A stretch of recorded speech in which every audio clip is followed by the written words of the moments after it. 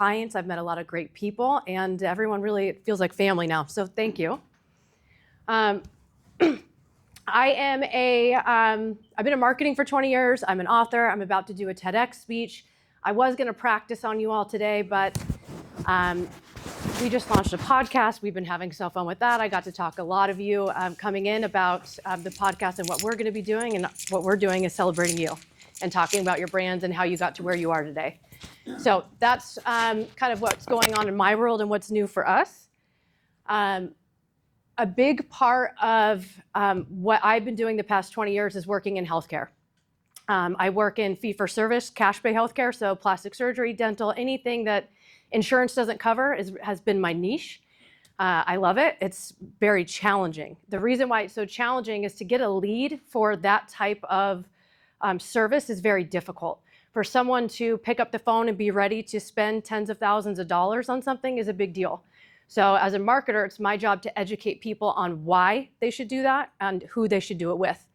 So that's really my specialty. The reason why I talk about that is for the past 20 years that I've been in dental, at least 15 of those, I have been trying to work with Dr. David Hornbrook.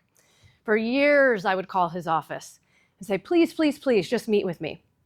Well, I was with a company and it didn't, for whatever reason, they didn't want to work with that company. So for years and years, they turned me away. But when I started my first company, the first call I made was to his office, and now we're working together. It's been phenomenal.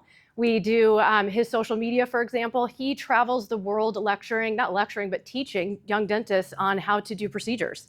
And what's really unique about him is that he is really into the natural aesthetics. I don't know if you guys saw my smile. I can't stop smiling.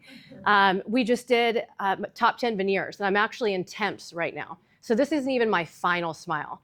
I went to his office this morning and he restored my bottom half. No pain.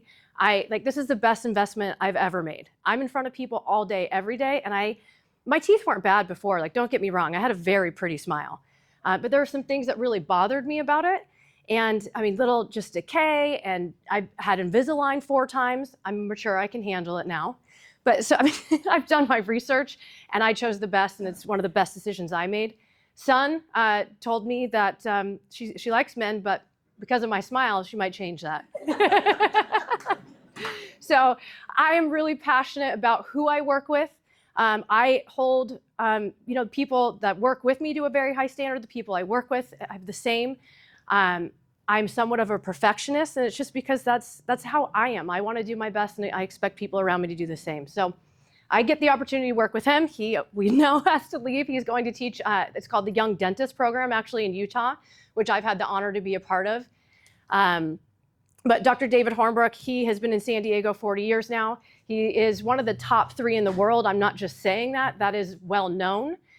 If you do get an opportunity, he's here in La Mesa. I would definitely go visit him. But welcome, Dr. David Hornbrook. Thank you, Brittany. Yeah, thank you. Thank you, I appreciate that. As I heard all the nice words, I thought, man, I should be paying this girl for this. And then I realized I am. Yeah, it's kind of interesting that she did work for a company that had kind of a love it or hate it relationship in dentistry. And I was on the H side of that, right, versus the love it. And when she left that company and she contacted me and we met at an event actually, and we bonded, and she's just been absolutely great for me. So we have had fun working on her smile and helping her with the self-confidence that she doesn't really need.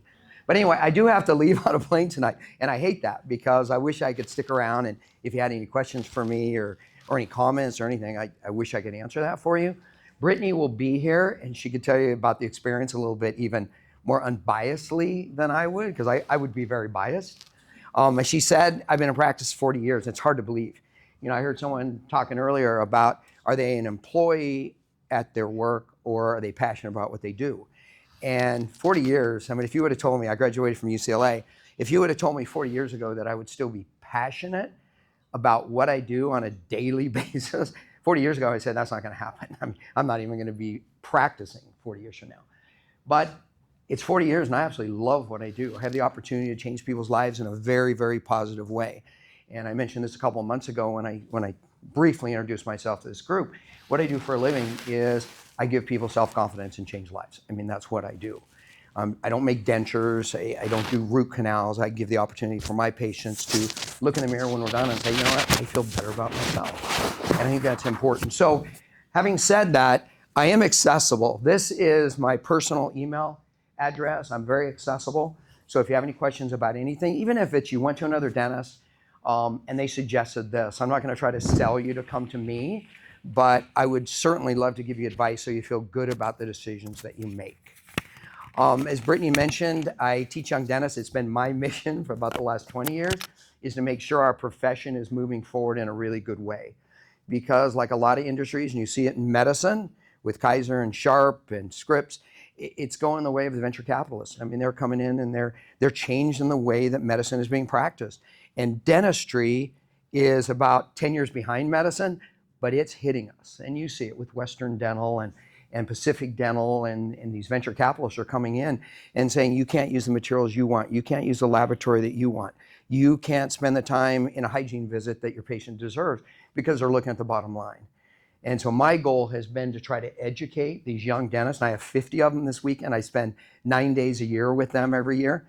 And just to get them on the path that you can own your own practice, you can do the dentistry that you want to do. And so unfortunately, I do have to leave because I have to be at Utah at 6 a.m. tomorrow morning, and the last flight tonight is 7 p.m. So I am going to go quickly through this, and it's going to be difficult for me to talk for only 20 minutes because I usually do like 8 hours, but I'll talk fast. So we're going to talk about